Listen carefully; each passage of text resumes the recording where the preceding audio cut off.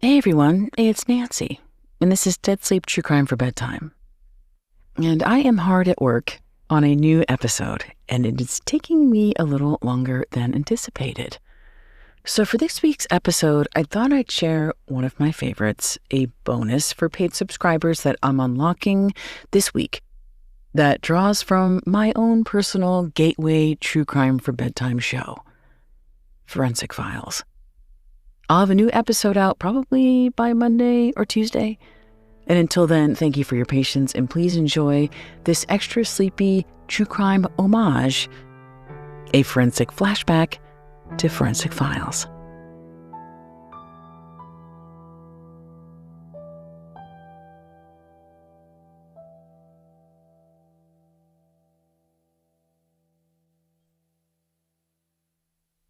TGIFFF.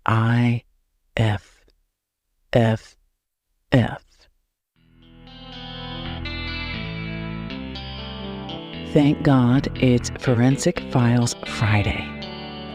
And thank you for being a subscriber to Dead Sleep True Crime for Bedtime. I'm Nancy, as you know. And this Friday, we are going to feature an extra super sleepy episode of Forensic Files. Now, if you're a fan of Forensic Files, I think you know what I'm talking about when I say extra sleepy.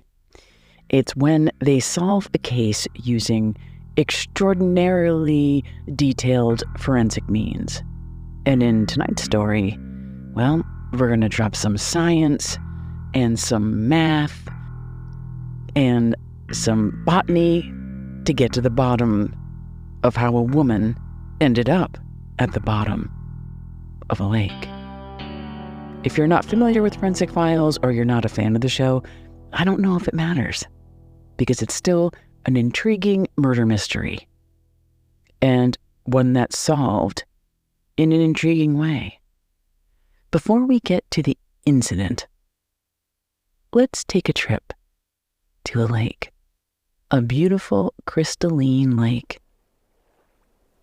Guilford Lake is a 70-acre natural kettle lake in the town of Guilford, New York. Guilford is a small town of just around 2,000 people. Now, when I say lake in a small town, you might picture a small lake, something shallow, like a swimming hole. So you might be surprised to learn that this lake in Guilford, it was deep. Anywhere from 34 feet to 70 feet. That's between 10 meters to 20 meters for our friends outside of the United States. The eastern half of the lake shore is undeveloped pasture and forest, while a mix of permanent and summer homes line the western shoreline. This detail about Guilford Lake, that it's a kettle lake surrounded by homes, will prove an important detail in solving this mystery. The word kettle describes the shape and the depth of the lake. It's round and appears small, but as I said, it's pretty deep.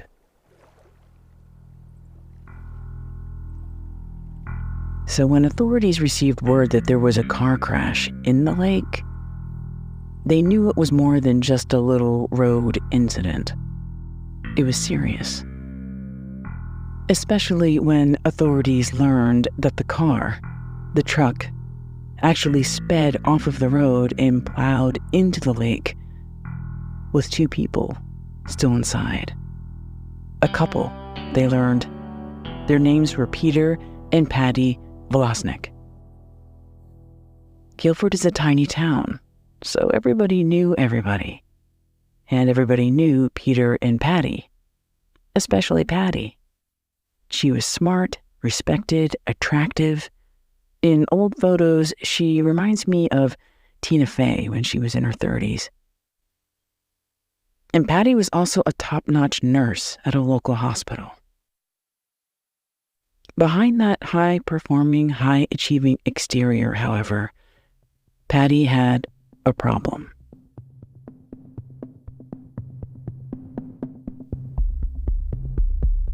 She struggled with her drinking. As her husband Peter described it in an on-camera interview in Forensic Files. As a wife, Patty scored a 9 out of 10. She would have been a 10, Peter said, but he had to deduct 1 point for her drinking. So Patty's drinking was a problem. But was it her fatal flaw? Was her drinking what caused the truck to veer off the road and plunge into the lake? To hear Peter, her husband, tell it, he and Patty were on their way to pick up their kids from the local babysitters. They usually alternate the pickup.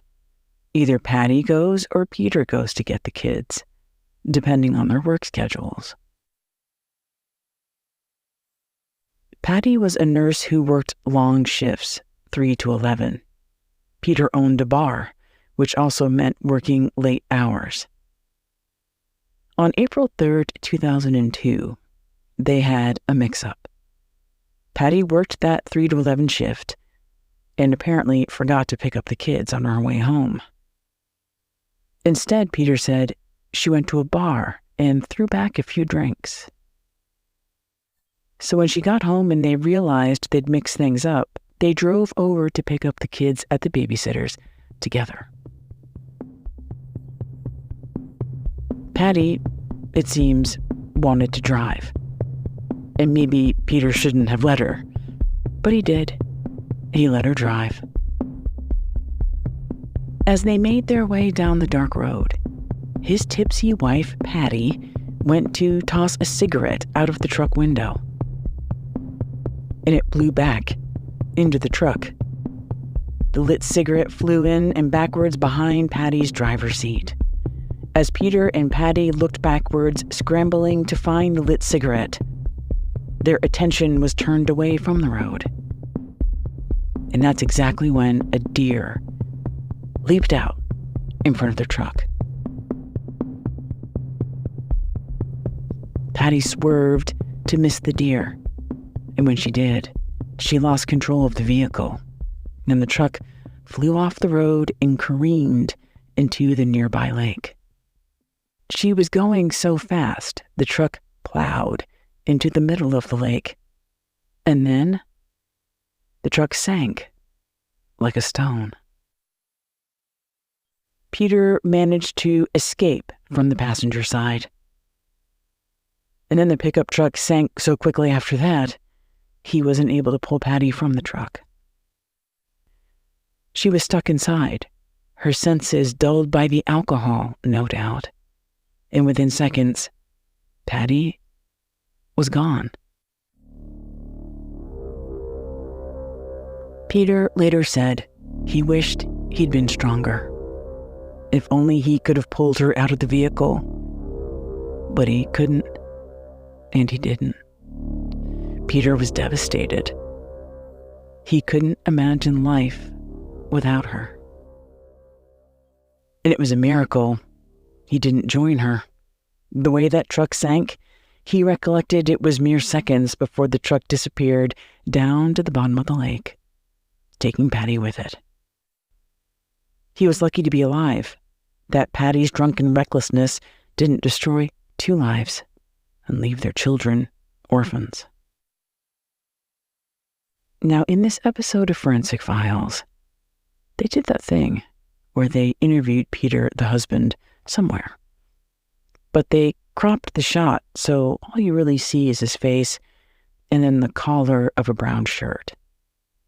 Could it be a t-shirt? Could it be a prison uniform? You have no idea. So, at this stage, we don't know if he's guilty or not. And honestly, it seems like he's telling the truth. It was a horrible accident.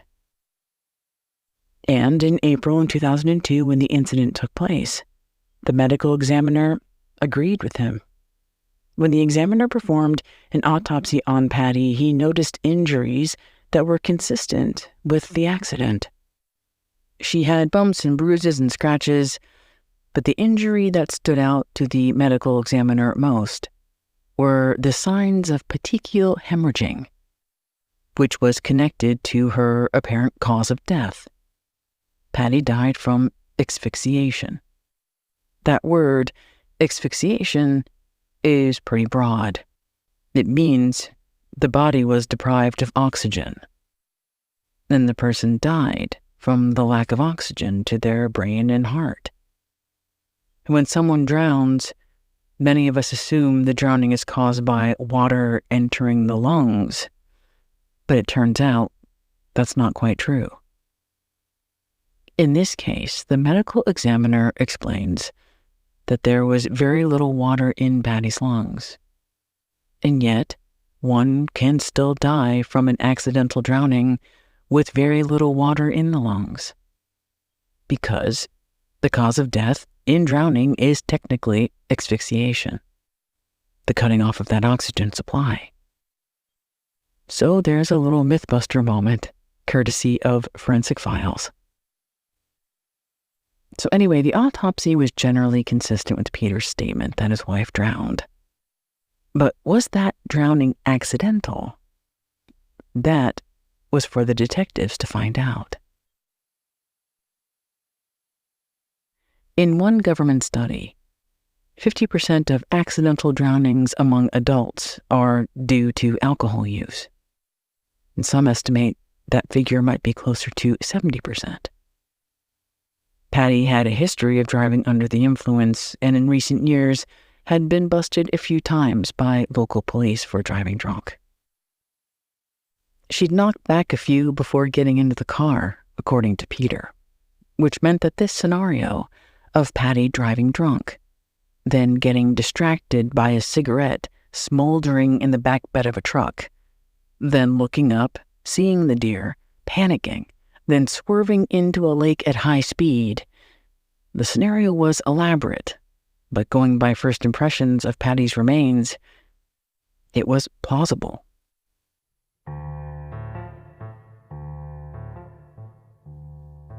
That was a first impression.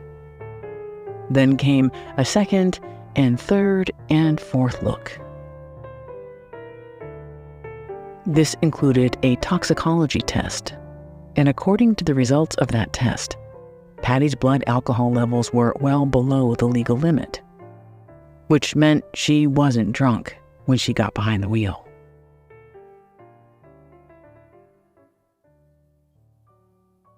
Okay, so Peter wasn't a toxicologist. Maybe he got this part of it wrong. Maybe he assumed his wife was drunk by her behavior. And she wasn't. Fair enough. So police looked into the next dramatic moment in Peter's story. That dropped cigarette, the distracted driving, then the deer leaping out, causing the car to swerve. The night of the incident, authorities looked for signs of that deer. Peter said they'd swerved and missed it, so there wouldn't be deer remains on the road. But authorities noticed there weren't signs of any deer, not this close to the lake. They discovered deer tended to stay close to the woods and rarely, if ever, ventured out across the road and into the open area by that lake. And then the high-speed swerve. Another strange detail. It just so happened that the truck swerved onto the lake property in the one small sliver of the area that wasn't surrounded by houses, a narrow stretch that no one had ever crashed into before. And, what's more, that road wasn't a logical route to get to the babysitter's house. Now on to the high-speed part of this, because the speed of the truck was important. The high speed suggested the truck careened out of control and sped into a deep area of the lake. Back then, trucks were analog. No computer record that would track a driver's speed, like more modern cars have today. So in Forensic Files fashion, they had to figure out how fast that truck was going by applying some advanced crime scene mathematics called the critical speed velocity formula. What is the critical speed velocity formula? Well, let me tell you a little bit about CSVF. The way to measure critical speed is a formula. Velocity equals the square root of gravitational acceleration multiplied by the radius of circular motion. This formula measures radial frictional force. That's, say, the tire tread marks left by the truck. And this mathematical formula is used to estimate the initial speed of a vehicle that leaves tread marks on the pavement, while the vehicle's center of gravity follows a curved path as a result of sudden steering change, such as an emergency avoidance maneuver. Now, according to my research, critical speed velocity formula is controversial in its accuracy in criminal cases. But in this case, investigators were confident that they were able to prove that the truck that Patty was driving that night wasn't speeding. They estimated the truck was going closer to 30 miles per hour. That's pretty slow, versus, say, 80 to 100 miles per hour. That would be a speed that might explain how the truck hit the water so hard it ended up sinking into a deep part of the lake. Then they looked at the condition of the truck itself, which didn't appear to have much damage. The front grille of the truck, fully intact where it should have been damaged. Then there was the interior, which also looked intact. No broken windshield or cracked side view mirror, no blood or even signs of someone slamming their hands on the dashboard. Peter also said that once the truck hit the water, it sank in mere seconds. So quickly, he barely escaped himself. And again, investigators soon disproved this too. According to their calculations and the size of the truck, the actual time it would take for a truck like that to sink was much longer, between 1 to 4 minutes, maybe even longer than that, which would have given Peter time to save his wife. Even with all of those complex calculations, perhaps the most damning against Peter's story was a detail simple enough for a child to figure out. Peter said his wife was driving and he was on the passenger side. But when the truck was pulled from the water, the passenger side door was locked. How did he get out if the very door that he said he escaped through was locked? Right. So they poked holes in 99% of his story. She wasn't drunk. She maybe wasn't even driving the car. There was no deer, no speeding off the road out of control, no truck sinking in seconds. Clearly, Peter lied. And detectives could prove he lied. But that was only half the battle. To clinch the case as a murder case, they had to prove more than a lie. Investigators had to find the truth about what really happened. How did Patty really die? And how did Peter do it? And could they prove he did it beyond a reasonable doubt? Well, as we all know, Murder 101 is finding the motive. Peter said they had a fine marriage. She was the love of his life. A 9 out of 10, remember? Yet, when police searched Patty and Peter's home, they found key documents that suggested otherwise. Patty's personal diary. And this is where things in forensic files go from pretty nerdy to kinda juicy. Patty kept a detailed diary of her life and her emotions.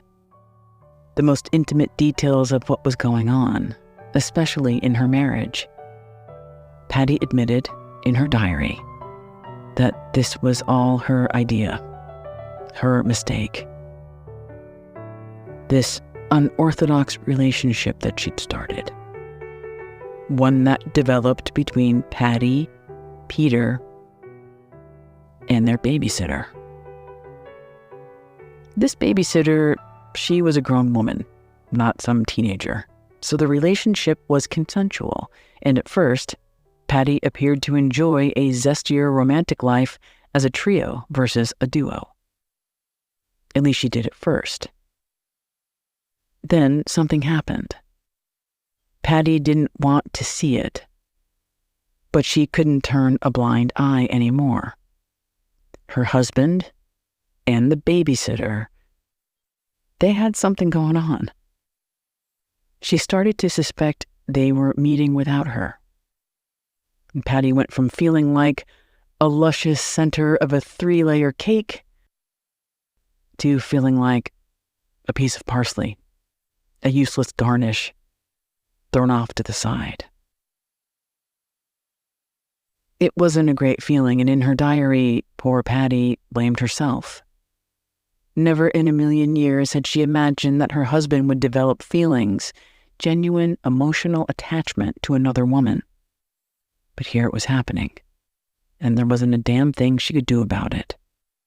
There was, however, something her husband could do about it, and that was, police believed, getting rid of Patty. And her husband's behavior after Patty's death, it didn't help. Police discovered he called an insurance company just 8 hours after her death to find out about an insurance payout on a policy he just happened to take out on Patty for around $300,000. And he took that policy out on a date suspiciously close to the date of the accident.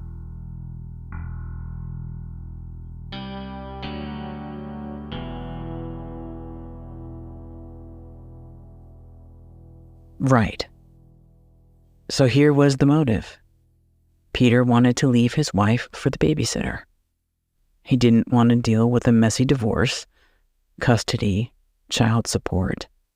So his solution, investigators believed, was to get rid of the wife and collect a big payout from her life insurance.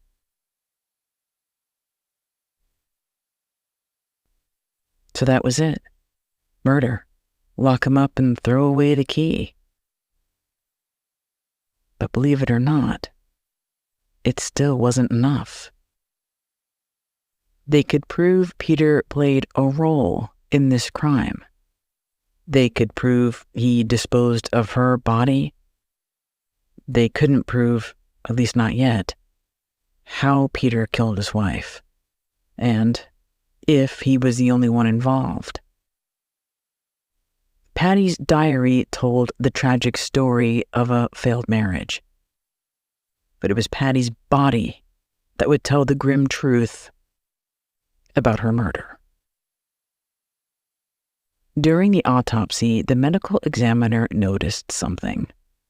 A spiky little ball clustered in Patty's hair.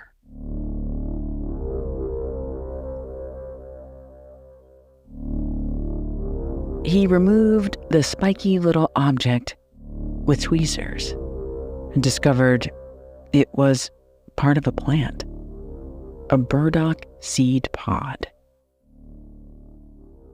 Burdock seed pods are about the size of a gumball, porcupine prickly, and as sticky as Velcro. In fact, the inventor of Velcro was inspired by burdock seed pods when he invented the hook and loop design of Velcro. Burdock seed pods are stubborn. They hitch a ride by sticking to our hair, clothing, animal fur. Then these little seeds disperse and find new places to grow. Burdock seed pods thrive in rural areas, especially in the wild, like unkempt fields. Investigators wondered if burdock, which is a weed, was hardy enough to thrive on land and in the water. To find out, they called an expert, a biologist who combed the entire shoreline of the lake to see if he could recover burdock seed pods. And as he later testified in Peter's trial, he couldn't find any. Burdock seed pods simply don't grow in water. So it wasn't possible for Patty to have gotten those seed pods in her hair at the bottom of the lake. Do you know where they did find burdock? On Peter and Patty's property. Because this plant flourishes where there's neglect. And sadly, there were signs of neglect all over Peter and Patty's lives, including their yard. When investigators conducted a search of the yard, they found a burdock plant. And this particular plant had a broken branch. And on that broken branch was something foreign, barely visible. It almost looked like a cobweb. What it was a strand of brown hair. Forensic tests revealed that hair to be Patty's. Patty's hair was also found in the back of that truck, along with her pager. Which meant Patty's death was officially a homicide. The death wasn't caused by accidental drowning, but from strangulation. And the scenario went something like this. Peter had been home from work for an hour before Patty got home.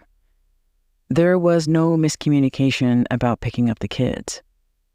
He intentionally didn't pick up the kids as part of his plan to make sure the children weren't home for what he had planned.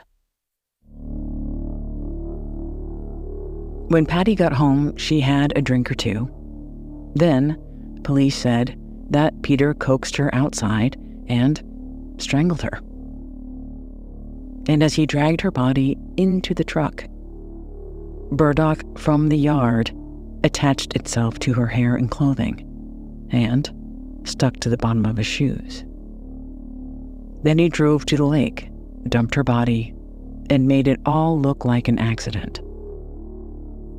In 2003, Peter stood trial for a second-degree murder of his wife, and after just 3 hours of deliberation, he was convicted and later sentenced to 25 years to life.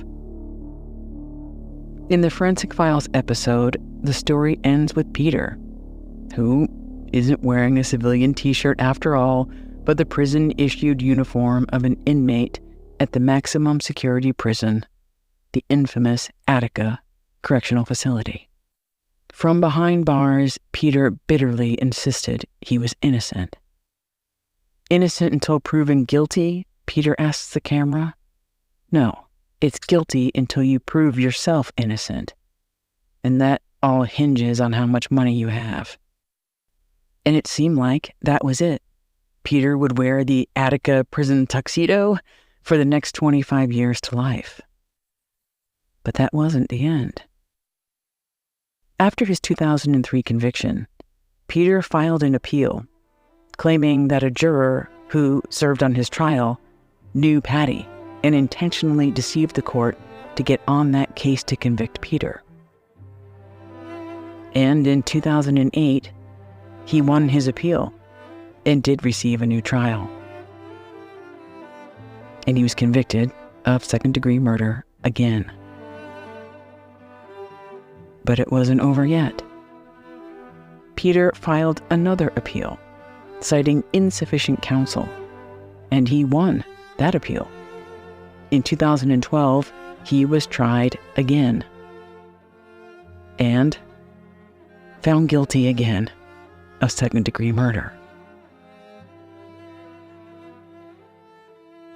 During one of the 3 trials, it was revealed that Peter had planned this drowning at least a year earlier. And it seemed he thought he'd get away with it. This time, the criminal justice system was just like that burdock seed pod.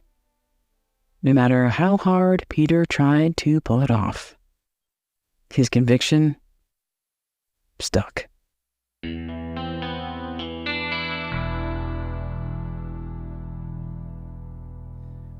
Thank you, as always, for listening to and subscribing to Dead Sleep True Crime for Bedtime. I hope you enjoyed this interpretation of Forensic Files. The episode is called Seeds for Doubt, and I'll link to that episode in the show notes so you can compare the two versions. Forensic Files and Dead Sleep version. And I'm excited to hear what you think. Until next time, nighty-night.